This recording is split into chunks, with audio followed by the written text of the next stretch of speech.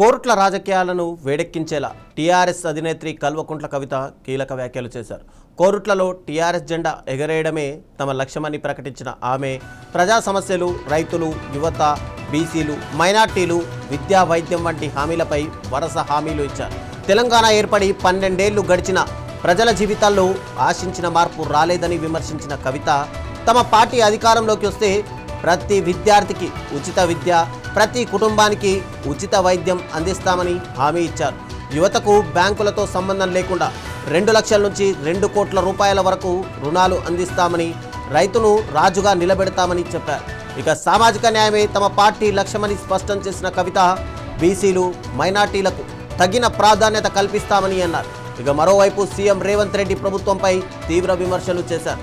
ఇదే వేదికపై డాక్టర్ రఘు పార్టీలో చేరగా వచ్చే ఎన్నికల్లో అసెంబ్లీకి పంపడమే ఖాయమని ఆమె ప్రకటించారు. ఇవాళ డాక్టర్ రగన్న కోరుట్లలో వచ్చి చేరడంతో డెఫినెట్ గా మంచి బలం వచ్చింది.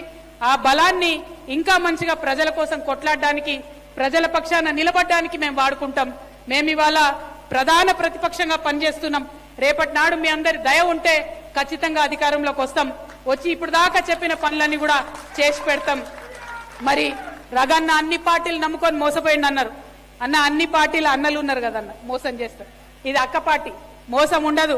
ఖచ్చితంగా ఖచ్చితంగా ఖచ్చితంగా రగన్నను అసెంబ్లీకి పంపేది ఖాయం. రగన్న నిలబడ్డప్పుడు కోరుట్ల, మెట్పల్లి ప్రజ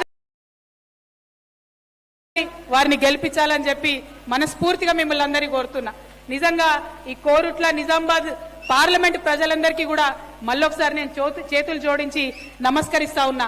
ఎందుకంటే మీరందరూ ఓటేయడం వల్లనే నేను పార్లమెంటుకు పోయి ఇవాళ దేశంలో అంతా కూడా గుర్తుపట్టే పరిస్థితి ఉన్నది.